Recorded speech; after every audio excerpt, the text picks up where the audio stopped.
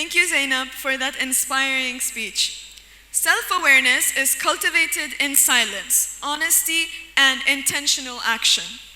In The Gaps Between Who We Are and What We Show, she encourages us to reflect on our authentic selves and the image we project. Let's welcome Shahd Ali.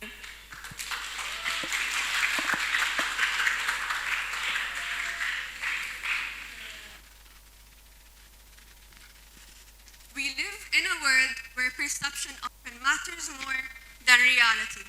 We spend so much time curating how we appear to others that we forget to understand who we actually are.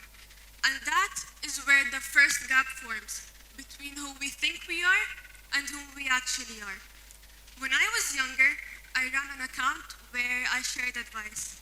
Basically the things that I needed to hear myself. And so, people would tell me about the problems that they were going through.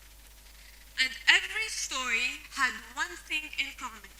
The person talking was always the victim. Someone lied to them, hurt them, betrayed them, etc., etc., etc. And don't get me wrong, that's very understandable. I mean, we've all been there, right? But then I realized something. If everyone has been wronged by someone, and if everyone believes that they're the innocent one, then who is actually the villain?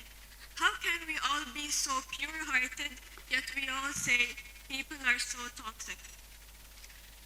Somewhere in between our intentions and our impact, the line gets blurred. In psychology, there's actually a term for this. It's called the fundamental attribution error. It's when we see other people's mistakes as a reflection of their character and excuse our own as just circumstances. We assume that our intentions are pure while theirs are flawed. And that's exactly how the gap between perception and reality continues to widen. We all like to think we know right from wrong. But the truth is, most of us only know it in theory, not in practice.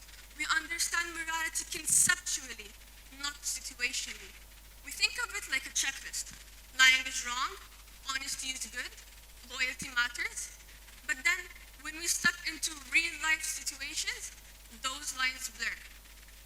Let's say you had a friend, they lied to you, you're hurt, and so you go about telling everyone about it. You might say something along the lines of, how could they have done this to me? Don't they realize how much damage they've caused me? But in the process, you've told, say, 10 people, maybe even changed their perception of that person.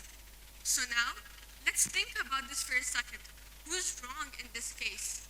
Them for lying, or you for gossiping and backbiting them? The idea here isn't about the example, because you might argue that they deserve it. The point is, we spend so much time focusing on other people's mistakes that we stop seeing our own. And that is what keeps us stuck, repeating the same cycles, wondering why people keep hurting each other. Growth does not start with ambition. It starts with reflection.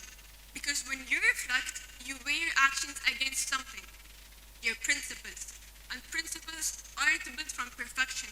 They're shaped through awareness, through realizing where you fell short yesterday and deciding to do better tomorrow.